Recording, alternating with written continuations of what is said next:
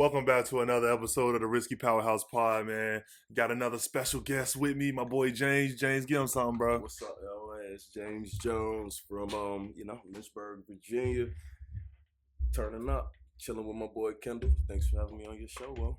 Man, yeah, welcome to the RiSSky Powerhouse Pod again. We sitting here, Tuesday, December 28th. It's 5:30. We chilling. Got a nice slick tonight. NBA been booming over the course of the weekend. Hope everybody enjoyed their holiday season. Had a nice meal, traveled back to Virginia, seen some fam, danced with the fam for a little bit. Starlight. Hey, what? Get him. What? Merry Christmas. Merry Christmas. Hey.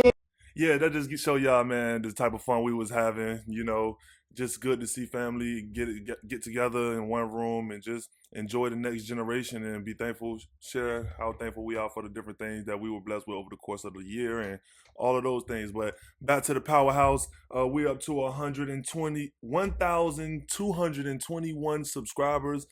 Thank y'all for all the support. Keep dropping comments on future video ideas. Keep sharing on Facebook, Twitter, and Instagram, because all of your support is the reason why the channel is growing so fast and why, you know, it's been so productive. James, man, just tell them what you think about the content, how much, you know, how things been going so far. I would just tell you, stay consistent, keep doing what you're doing, and like you said, appreciate his followers subscribing and liking. Y'all keep commenting for my boy. You know, he putting that work in, he doing something positive. Definitely, support his channel. Yeah, so we almost to the point of monetization. I was trying to hold out this video particularly for that, but you know, you can't wait on the grind. You know, the grind got to keep going. So we went on ahead and brought my boy James in today. So over the course of the weekend, Christmas Day had some good games. The New York Knicks had a great game. Kemba Walker still showing up for them with Derrick Rose being out. But I really just wanted to weigh in on the topic that everybody's pretty much tired of at this point, man. My man Russell Westbrook, man, come on, Russ.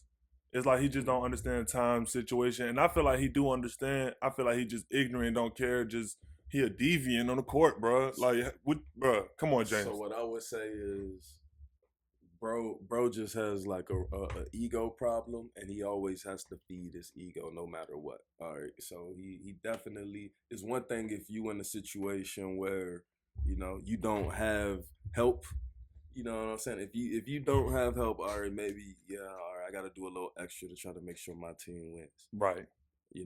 But you got LeBron James on your side, and you bro, and you know me, bro. I'm not even in the sports that deep. You know, I love sports. I've played sports my whole life. I know. Let me cut you off right there. He's not into sports, but he understands the issue of Russell Westbrook. Yeah, like think about that. Put that into his proper perspective, man. Russell Westbrook, man. I just don't think.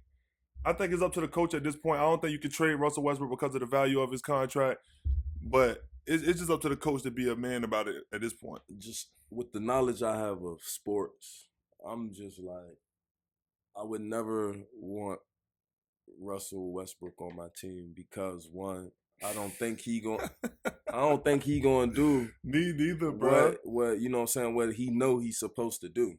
Like, and he know what he's supposed to do. I feel like he knows. He just chooses not to. Yeah. It's moments where Russ, he plays control. He letting everything happen. He cut into the rim, get a couple layups, whatever. And then it just seems like he look at the scoreboard like, okay, we up 12, but I only got 8 points. Let me go get my 20 real quick. Just so I can. Then he chuck up 10 shots. He go 2 for 10 in the next 5 minutes. And then now you down 5. It's like, come on, Russ. Like, you got to understand time and situation. And I just feel like he just don't care about winning. At some point, I'm like, all right, so what? As an individual, you just had a triple-double. Bro. Did y'all win? Did y'all win? Did you win?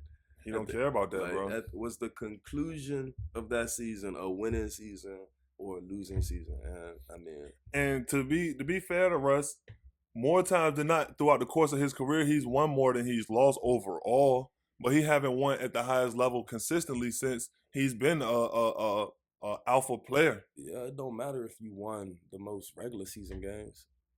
Yeah, but Did he's you get some rings? he also Did you has get us to the he don't have a playoffs? championship, but he have 3 conference finals appearances, if I'm not mistaken, 1 finals appearance, and a lot of second rounds and a lot of first round exits. I think Russ only had 1 season in his career where he didn't make the playoffs, which is pretty impressive for that level. But Is it puts him in a impressive? box, Bro. But I feel like that go right back to what I was saying as being a coach. I would not want a player on my team who is okay with the first round. You know what I'm saying? Like, and has. Nah, Man, I'm done steamrolling on Russ, man. He ignorant. He just out there running around like a chicken with his head cut off. He a cockroach, bro. You ever turn the light on, you seen a cockroach just scatter across the floor? He's a cockroach, bro. He just running around out there with his head chopped off. And he okay with that. He goes to the press conferences. He say things like, even if, we lose, we don't win the championship, my life's going to be okay. We still, it's not the end of the world. Bro, like what you have to about? Even if you don't truly mean it, you have to put on a facade like you're willing, like you want to win no matter what. No matter what. That's what you are as a player. You getting $42 million. Russell Westbrook, man, you can't trade him. It's up to the coach to play him only 25 minutes a game. I don't know what team would want him. None. Right. So I think it's about to be the end of the run for Westbrook, brother. Man, so with that being said, let's switch over to a player who's hitting more of the top of his career than falling off. My man Giannis. They were down by a lot against the Boston Celtics. Giannis came through down the stretch in the fourth quarter, had a game-winning block. Switch. They want that switch right there. There it is. Tatum drives, gives it up. Williams. Oh, Giannis with the block as Williams went for the dunk. A couple of buckets that sealed the win for the Milwaukee Bucks. The Bucks still holding on. They're 22-13 right now. My man Giannis a freak, bruh. Now, me and you always talk about the dynamics of how just certain people can't, no matter how much they can practice, no matter how much they stretch, no matter how much yoga, how young you start them, or whatever. Some people just can't configure a way to get their body to do certain things that other people can do. Now, Giannis is one of these dudes, like where he's 7 feet, long arms, he can dribble, he can finish with both hands, athletic, can jump, can slide, defend. His only problem is jump shooting, which is not hurting his game to a level where he can't still get to the top tier of players because he's already in the top tier. But Giannis, he's to a point where just a league average jumper makes him completely unstoppable. Right. Because he's a full package at that point. So yeah, James, man. So get the people. Let's talk about the conversation we was having a couple of days ago about how sometimes the genetics of certain people just can't get to others. So we all grow up being told, you can do what you put your mind to. Yep. You know what I'm saying? You put your mind to it, you can do it. Okay, yeah, that is correct to a certain extent. But at the end of the day, regardless if it's on a baseball field, a basketball court, in a band room, whatever you're doing in life, you have to at some point realize what your advantages are and what your disadvantages are. And if you, at this point in life, we all know what things or what character traits make people have a certain advantage. So if you're one of these people that, you're a shorter person, you might be quicker, but you're shorter and you can't really jump. Like, all right, you're going to be like, all right, I can't obviously jump over 5 people, so let me dish this joint off to somebody who has that advantage so they can. So my point is really like, we need to realize what our advantages are in our life, and that's what we keep working at. Don't just keep working at something that ain't really going to. And that goes back to Russell Westbrook. Understand, like, you are a good player. There are certain things that you can do on the floor that certain people just can't do. Right. But you have to control the moments and understand the timing of when to unleash these things. Oh. You just can't play at one speed all the time. That's good when you're a young player. Oh, I appreciate his energy. He's diving on the floor. He's giving it all he's got. But when you're 30 years old and you still playing like you 21, that's an issue. There was no growth. That's an issue. Yeah, definitely. And it's like him if he really as good as he say he is, You feel me? Like, he should be good enough to say, like, all right, obviously LeBron James, I'm just saying LeBron, but any player He on his with, team. Go ahead. but any player that he's with, you feel me? But LeBron in this case, all right, obviously LeBron is better in this aspect, so I'm gonna do this or whatever. But dish it to him because I know that he's better in this aspect and he can finish in this aspect. Exactly. So it's like, it's not the fact that it's like, yo, I'm not a good player because I didn't make this big shot at this time or whatever. It's like, Right. this was the best thing to do because he was the best person at that time to do. And that's what it is, like, all the way around with everything. It's like, yo, everybody can't be the best at everything. Somebody's going to be better. So it's like, yo, use your people around you. And like you said, going back to Giannis, like, he don't have to have a jump shot because he And know he can do. understands You see what I'm that. saying? Because he like, yo, I'm good at these things. I'm good at these things. So that's what I'm gonna So do. boom, I can do these things and enhance these things. Work on my jump shot still. You feel me? Still work on that. But at the end of the day, when it comes time to the game, I'm dishing to the person who I know has a better jump shot. And that's Point Chris blank period. Middleton, Grayson Allen, Bobby Portis, and all of those dudes. But I'm glad we're talking about understanding as a player, self-acknowledgement. Because when you look at a young team like the Memphis Grizzlies, I harped on them a lot in episode 3. I harped on them a lot in episode 4. But it's just hard not to keep going back to how great these young players are, man. These young guys are playing within themselves. These young guys are playing as a team, cohesive. They have a couple of veterans mixed in with the young talent who's producing that offset the talent with intangibles, and that's what makes them great. Steven Adams had a season high, 7 assists. Shout out to my boy Steven Adams. I've been a big fan of Steven Adams since his OKC days. He's gonna become a journeyman. He's going into that part of his career where he's just gonna be a serviceable big man for whatever team he gets with. But I still like Steven Adams a lot. He's a low ego guy. He don't shoot the ball a lot. He's gonna go out there offensive rebound. He had 9 offensive rebounds. Monster. That let you know he clogging that lane up. He had 16 rebounds total, along with 13 points, 1 block. Ja Morant, superstar, game-winning layup. I just don't understand how the Phoenix Suns allow him to get to his left side, drive to the rim. That just wasn't smart. You want to force Ja Morant to shoot a jump shot in closing moments, but the Memphis Grizzlies come up with a big win over the best team in the NBA, the Phoenix Suns, and that's just big time for a young team and their confidence. You got a player in Desmond Bane, who I talked about a lot. He averaged 9 points last year off the bench. But I seen the spark in Desmond Bane last year. I'm going to go get the post from Facebook right here. I got the receipts. I've been knowing Desmond Bane before he came out this season balling. I said he had the ability if he had the opportunity. And sure enough, the opportunity came this year. He had 32 points last night to complement Ja Morant's 33 points. He was a nice co-star. And if you can really make a case that he was 1A, 1B, when you got a bunch of young guys coming together, bro, and they just, cohesive and they bang with each other the fullest way. How do you feel about that, bro? I mean, you can't really get better than that, because that's what every coach wants. It's some, what I'm saying? That's what every coach wants, bro. They want some young go-getters mixed in with some vets. You feel me? Because and vets who really are selfless and they stable and like rooted into the program. They know what the program gonna be. Kyle Anderson, they're Steven not gonna, Adams. you see what I'm saying? They're not finna go sweat. They gonna stick to what the plan's been for however long. You feel me? For so sure. You need those vets, but then you also need some young dudes that's gonna come through. They gonna be real scrappy, go get it. But they listen at the same time. They don't have an ego problem. They don't have to feed each other ego, and that gels perfectly when you got some vets with some young dudes that's really trying to go get it, but listen at the same time and understand the process. That's what you want as a coach. Yeah. But what really killed the Phoenix Suns down the stretch really was the fact that they just didn't have DeAndre Ayton, number 1 overall pick in 2018. He's more than just a serviceable big man. And, JaVale McGee is good in stints. He had a nice run over the last couple of weeks, but 6 points and 3 rebounds in only 22 minutes, and he fouled out. That's not what they need, especially when their starting big man is out. But I expect the Phoenix Suns to bounce back. They've been a pretty good team all year. Been playing great coming off of that finals appearance.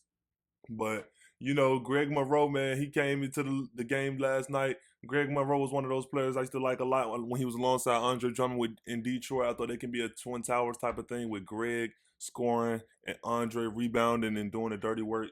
That didn't work out. You know, the league kind of was pulled right from under Greg's feet with his style of play, back to the basket big. That was kind of, you know, extinguished over the course of the last 5 seasons with the style change and all. But, you know, Greg got in the game last night for Minnesota. Shout out to Greg Monroe. He was the 541st player to play in the season this year, which is an NBA record. Most players in one season. So, you know, right now I think it's a lot of opportunity coming for expansion. That's why I want to take this. I think right now, with all of the opportunity, with the G League growing, with the NCAA falling off, you got top prospects going into the G League. I think we need another team, man. We need 2 more teams, maybe Seattle and Las Vegas. Move Memphis to the Eastern Conference, bring in Seattle and Las Vegas into the Western Conference, or maybe, you know, Virginia Beach, Virginia, Richmond, Virginia, Kansas City. Raleigh need a team. Well, you got Charlotte, the Charlotte Hornets, you know, but you know North Carolina kind of already set. But you know, Mobile, Alabama, Montgomery, maybe it's a lot of cities that deserve an NBA team and can be very prosperous, and you know, bringing those markets to different states that don't have that accessibility to a professional NBA team. And I hope with all of these players, Virginia, Virginia, we need a professional team. Let's start the advocate, man. Hashtag VA NBA team down low. We need that. Real talk. We really need that. Like, oh man, that'd be litty. Virginia Beach on the water, the largest naval base in the world. Tourists everywhere. Come on, man. Come on. That market. Think about the money that's coming. The market. Come on, for real. There's so much going on, man. Missy, Timberland, all of them would put hands on that. Oh, it'll be a lot of hands on all that. It'll be a lot of Virginia. That's going to be so Come on, nice. we rooted. We cultured. Virginia, man. We love where we from. We love what we do. We go hard, man. But back to the slate, man. Greg Monroe, 541st player to get in the league. A lot of more opportunity for these young guns to get chances to play with COVID and with things being so spread out, players being in the protocols and all those things. But it was a little more drama going on the internet. Karl Anthony Towns spoke his mind about Russell Westbrook. You could, if you don't want to comment on it, that's fine. Come on. What do you think about Russell Westbrook? He definitely gets stats. He chasing stats. But I think he's a hell of a player, though. Man, I don't care what anyone says. You know how hard it is to get a triple-double? It is hard. You know how hard it is to get triple? And he played hella hard. I know, bro, but... I just think that sometimes he plays too quick. He tries to do too much. And a lot of NBA players, it rubbed them the wrong way just because of the fact that, you know, they kind of hold the NBA to like a brotherhood type of thing. You kind of got to earn your way in. You know, it's kind of hard to get in. It's a sacred thing with only 409 players usually being in the league at a time. Right. 541 players is rare. You know, that's a record. So, you know, usually there's a lot more slim opportunities. So they hold it to a standard where, you know, if you get in, you know, we should really cherish each other as brothers, although we compete. You know, that's the brotherhood right there, us competing against each other, you know, giving our all, promoting the product and all of those things. So with Karl Anthony Towns bashing another brother, especially somebody that's not on his team, you know, that's unwarranted, you know, shade that the media can take and throw fire on top of a player that's already under fire. You know, we just talked about Russ. You know, we see what Russ do. You don't got to say that. You on the inside. You know what I mean? You talking to the outside about things that's going on. So, you know, Draymond, basically, you know, I'm going to drop the picture, man. He said he spoke his mind. And y'all let me know in the comment section if Draymond was right for being the OG that come through and say, yo, nah, dog, don't be out here doing that like that. Or was Cat, or do Cat have the right to speak his mind about any player, any situation in the league, whatever, however, forget all of that. I think, you know, Draymond being the OG coming through saying, bro, don't be talking about nobody like shaving stats or like stacking stats. Like, you play for a bum team. Like, y'all be down 20 every game. You still in the game trying to get your 25, though. Straight up. Like, don't come like that. So how you feel about the OG? I mean, of course. Draymond. I'm going to always agree with the OG that's checking the young brother. You know what I'm saying? Because, I mean, at the end of the day, I feel like that's the only thing that's going to better us as a people and as, like, just that older generation, when they seeing us doing something wrong, they supposed to check us. That's how we get better. You feel me? So, at the end of the day, I feel as long as Draymond ain't say no like disrespectful stuff, Yeah, will. you know what I'm saying? As long as he came straight forward with it, I don't have an issue. You feel me? And I don't feel like anybody should have an issue with that. Cause one, like you said, like yo, we in the league. You should already know. Yeah. You should already know. So like, if you didn't know, now you know. Now let me you tell don't you. talk. You know what I'm saying? That type of deal. So it's like, I Now don't see a that problem with it. the African Morasoka Joel Embiid, he came from a different angle though. He straight attacked Cat as a person on some. Look, man, I got the receipts on you, bro. It's a lot of things that's not hitting the fan that show that you're a real, you're, that he used that word. You know what I mean? You're a real sucker to him. You know what I mean? And when somebody come out with those type of words, now it's personal. Draymond came from a perspective of, come on, bro, Just be right. I need you to principle like, thing. we bros. Like, this supposed to be a brotherhood. Don't come like that. And B came out on some, bro, you talking S, you a real B. Yeah. Straight up. And when I see you, I'm going to put 40 on you. Yeah. I don't really agree with Embiid, his perspective. He came straight at him on some personal stuff. He really showed that he want war. They not gonna fight. It's not gonna go that far. It's not like a rap beef where people gonna be shooting guns. I feel like they also talking from a like balling standpoint. They competitive. They competing. You feel me? Like, yo, I'm finna drop 40 on your butt. Like, yo, you talking all? I got a 40. Not a 40 pistol. You know what I'm saying? I don't think they talking about no. I mean, somebody might interpret it that way, but I don't think that's the way he talking. He talking that about. Boy Embiid was talking like he was gonna put hands on them. Embiid was talking like he was gonna put hands on them. He talking about on the court, dog. Like, but I feel bro. But at the same time, even if he did come off that way and it was personal, you can't be mad at him for coming off and making it personal because it's like that's how he felt as a man. He took it personally, so that's why I can't. Anytime a man come out and speak they mind, however they speak it, I never get upset because I'm like, well, that's how he felt. That's how he felt. And you feel me? He don't got to take it back. He don't got to say he's sorry. None of that. Like, that's how he felt. That's all it is. Straight up, man. You got to be able to take. Heat as you throw the heat. You know what I mean? You got to understand that you do have the right to do whatever you want, say whatever you want, carry yourself the way you want. But the perception of how people view you do matter because in some way, the perception of how people view you is who you are. If I present myself as something less of who I think I am as an individual, everybody is going to see something that's less of who I think I am. So you got to present yourself, represent yourself, speak in the way of that you want people to respect you. You feel what I'm saying? And that's deeper than sports. That's deeper than just, doing the right thing on the court, Russ. And that's deeper than just them young bucks galvanizing and coming together as a team.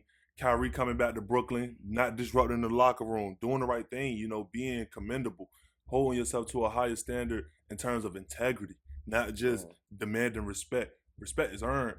People say you got to give respect to get respect. Where that statement comes from, the statement of respect is earned comes from the fact of earned in the way of you respecting. So it means the same thing, but it's just a different verbiage. I believe in respect is earned. You got to give respect. You got to hold yourself in a respectable way for people to respect you on a consistent level. You know what I mean? So that's just something that the RiSSky Powerhouse like to tap into. We like to tap into more than just, basketball. We want to get into, what make us better as people. What make us better as husbands, as friends, as counterparts, business partners, sponsors, et cetera, et cetera. So, yeah, man, we're going to conclude this episode. I brought my boy James through. Appreciate you coming through, man. I appreciate you having me on the show, brother. You know what I mean? Y'all, like, this is, bro done put in his work, yo. I'm proud of you, my brother. Like, keep appreciate that, man. Dog. Appreciate like, that.